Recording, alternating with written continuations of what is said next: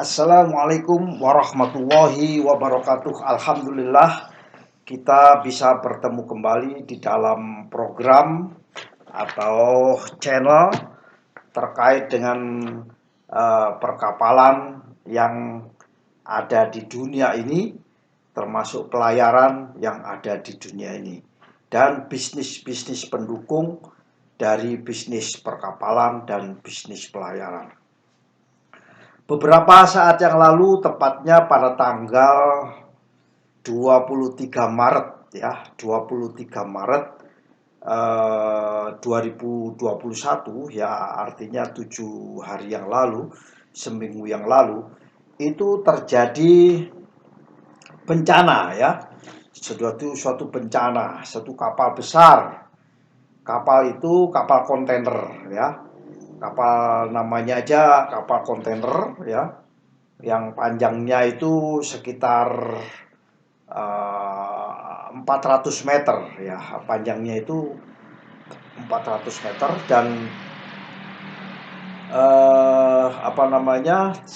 melewati terusan ya, melewati terusan yang kita kenal dengan terusan Suez ya, atau Suez Canal ya, istilahnya. Suez itu di negaranya namanya negara Mesir ya, itu di dalam wilayah negara Mesir. Nah, kapal ini panjangnya 400 meter dan mengangkut kontainer sekitar 20.000 TEU, 20 feet equivalent unit ya. 20 feet equivalent unit.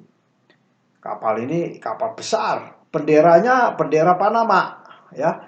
Pemiliknya orang Jepang ya.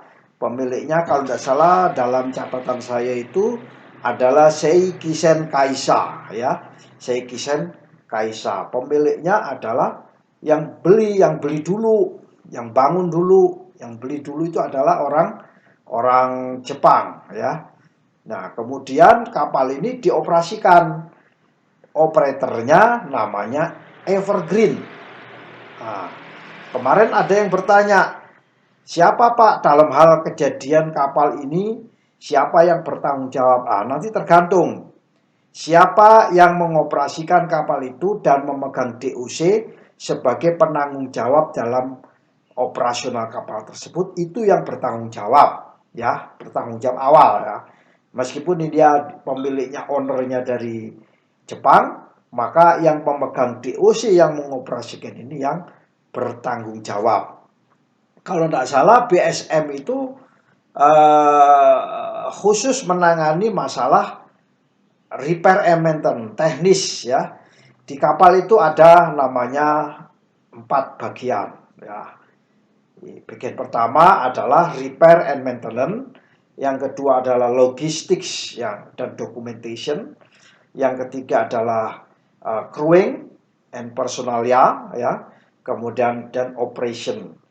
Sedangkan semuanya ini dioperasikan oleh Evergreen ya. Kebetulan saya pernah mengaudit ya kapal Evergreen, karena waktu itu kapal Evergreen mengoperasikan kapal bendera Indonesia. Salah satunya adalah suatu perusahaan pelayaran di Indonesia, dan saya mengaudit DOC daripada Evergreen ini ya.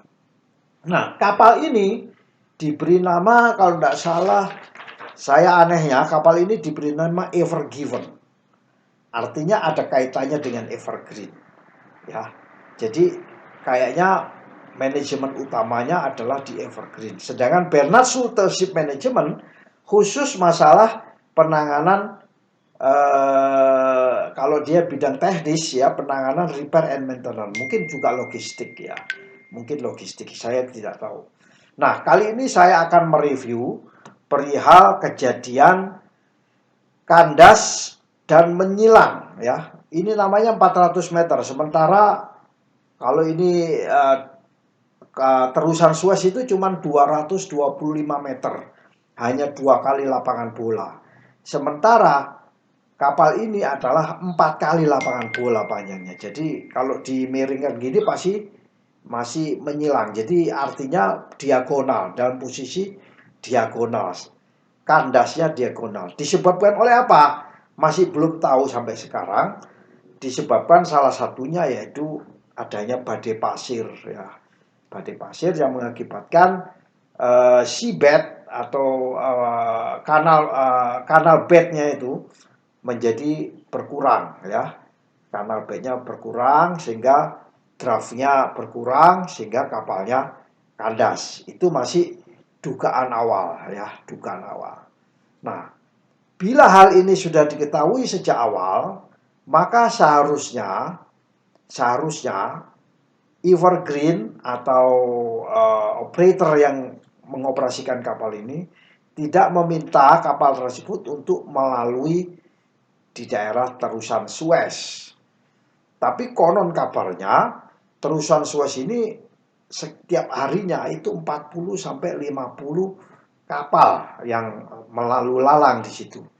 Jadi dengan adanya kandasnya kapal ini, kapal Ever Given ini sudah sekitar ya tanggal 3 sampai tanggal 30 sekarang ini 4, 5, 6, 7, 8, 9 sudah sekitar 7 atau 8 ya, 8 hari. Artinya setidaknya sudah ada 8 kali 50 ya. 8 kali 50 sekitar ada 400 kapal yang queue. Gara-gara itu terjadi queue ya, antrian. Nah, ini sebagai seorang operator harus jeli dalam hal ini. Harus jeli ya. Karena terusan Suez itu dibangun memang untuk transportasi dari Eropa ke Asia. Waktu itu pada saat Perang Dunia, Inggris itu mempunyai pelabuhan di dekatnya Southampton itu. Kemudian pasukan-pasukan Inggris masuk lewat Gibraltar dan jalurnya lewat jalur terusan Suez sampai ke arah Singapura dan sampai ke Indonesia. Jadi terusan itu sebenarnya digunakan untuk mempercepat arus transportasi, tidak melewati Tanjung Harapan ya, tidak melewati Tanjung Harapan di Afrika Selatan, tapi melintas lewat Mediterania masuk ke terusan Suez, dan terusan Suez masuk ke Laut Merah, dan Laut Merah bisa langsung ke Asia. Nah, ini kasus menarik ya. Saya mencoba mereview kira-kira usulan apa saja yang harus dilakukan oleh seorang Evergreen ya, Evergreen. Yang pertama, badai ini bukan berlangsung pada hari itu. Badai ini berlangsung sudah agak lama, beberapa saat yang lalu, dan itu mempengaruhi kedalaman daripada kanal bed, sehingga seorang operator di situ harus melakukan risk assessment, safety risk assessment untuk tidak melewati terusan Suez. Itu review yang pertama. Jadi ke depan kalau bisa kapal-kapal yang ukurannya 20.000 TEU ke atas ya, itu tidak bisa lewat ke Panama Canal sementara. Tapi kalau kapal yang kecil masih bisa lewat di situ. Itu review saya yang pertama. Kemudian review yang kedua, begitu kapal itu kandas ya, begitu kapal itu kandas, memang ada upaya-upaya untuk menurunkan kontainer ya. Menurunkan kontainer yang jumlahnya konon 20 berapa itu? 20.000 kontainer ya. 20.000 kontainer kalau tidak salah itu ya. Ya, 20.000 kontainer. Sehingga karena ini 20.000 dan draft itu harus ada under keel clearance, ada berapa depth-nya ya. Begitu tahu ada depth-nya segitu dan ada under keel clearance, maka sebaiknya muatan kapal yang dilewati di situ adalah kapal-kapal yang ukuran kecil. Kalau toh pun sekarang mitigasi untuk melakukan itu, maka harus dipertimbangkan kapal floating bars yang mengangkut crane ya. Floating bars yang mengangkut crane ya. Floating barge yang mengangkut crane ini harus mempunyai minimal mendekati mirip freeboardnya dengan freeboard daripada kapal kontainer. Jadi harus ada seimbang crane dan posisi dasar daripada crane yang ada di floating barge dan sampai bisa menyentuh. Begitu juga outreach ya. Itu semua juga dilakukan safety risk assessment. Kalau bisa dilakukan safety risk assessment. Ini kalau tidak salah ini mesti mendapat catatan dari investigasi kecelakaan kapal ini. Apakah dilakukan safety risk assessment atau tidak. Berikutnya, karena kapal ini kandas, maka kapal ini harus memanggil kelas. Karena saya dengar kemudi kena pasir, kanal bed, kemudian baling-baling juga demikian. Nah, artinya ada tumpukan pasir. Kemungkinan besar ini adalah terjadi deformasi kepada kemudi dan deformasi kepada baling-baling. Poros baling-baling. Dan ini harus dipanggil kelas. Nah, kelasnya harus datang ke sana untuk meyakinkan bahwa tidak ada deformasi. Nah, ini review saya yang pertama. Review saya yang kedua terkait dengan operator yang dua. Nah, ini membingungkan. Yang satu Evergreen punya DOC sendiri, BSM juga punya DOC. Ini dua perusahaan mempunyai DOC. Sebaiknya satu DOC ya, satu DOC. Kalau ini membingungkan siapa yang bertanggung jawab. Tapi saya minta informasi rupanya BSM hanya technical ya. Kalau technical itu hanya ngesuk bagian ya, bagian daripada 4 ini ya, bagian dari 4. Kemudian nah, ini krunya multination. Pemiliknya adalah Jepang, di mana di situ pasti ada bahasa Jepang. Kemudian bahasa Inggris karena dia dioperasikan oleh Evergreen. Taiwan itu bahasa Inggris. Sementara dalam perbaikan bahasa Jerman, ya, ada perbaikannya bahasa Jerman. Dan kapal ini didaftarkan di Panama, ya, bahasa Spanyol, ya tuh. Kemudian krunya kebanyakan orang India, Tumbaut Madur Karteho, ya, Baut Madur Karteho, ya. Dan asuransinya asuransi UK PNI Club, ya. Tapi kita karena ini negara sudah multination seperti ini, bahasanya pasti satu, yaitu bahasa Inggris. Sebenarnya bahasa nggak ada masalah ya. Ini merupakan satu contoh bahwa kapal-kapal di Indonesia someday kita harus membuka diri ke depan bahwa kapal-kapal bendera Indonesia itu bisa melancong kemana ke sana kemari di seluruh dunia dengan memanfaatkan banyak multination. Jadi kita tidak boleh terkooptasi di satu kota, tapi kita harus melebar ke kota-kota yang lain. Sehingga kita harus comply. Kapal-kapal kita harus comply. Contohnya Solas harus comply. Nah, ini saya membuat Solas bahasa Indonesia ini.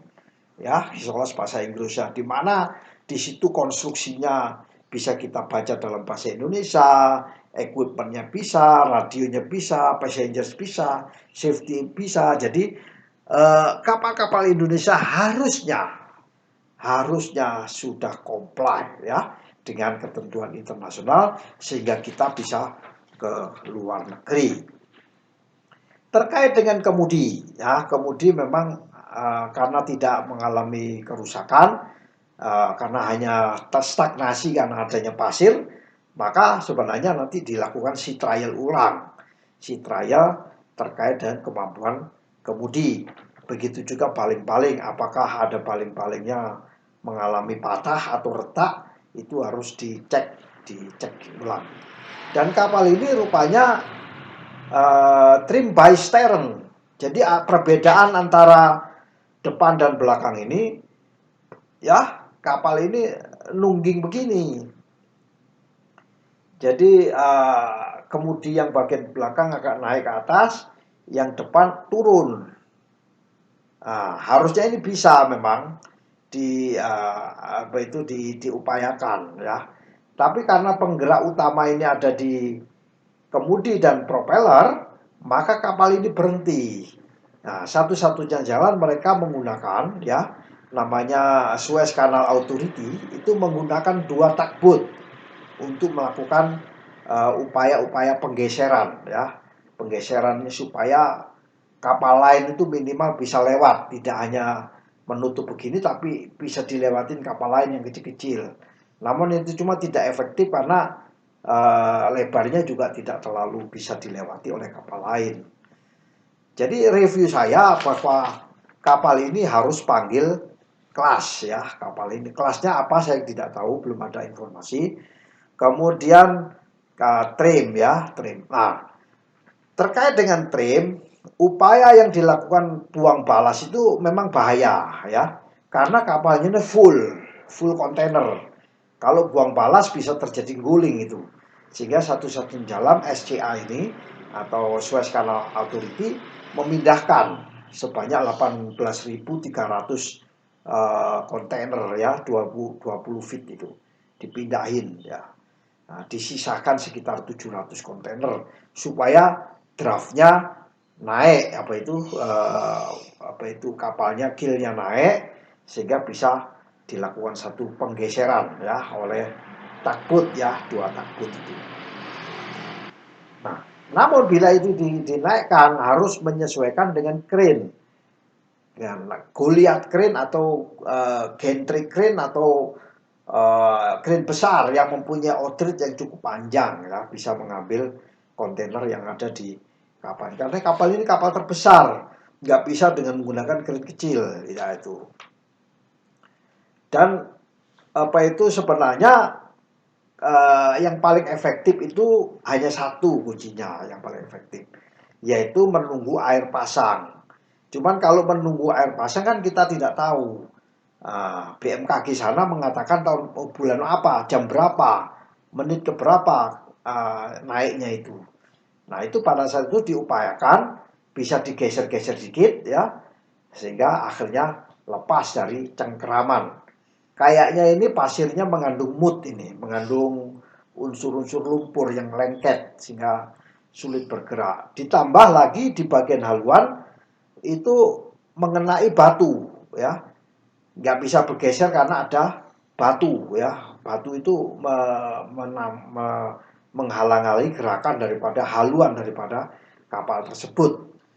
Nah, makanya ke depan itu kapten kapal harus melakukan satu risk assessment sebelum memasukin suatu perairan, terutama kanal ya. Panama Kanal, Suez Kanal, kanal-kanal yang lain itu harus diperhatikan.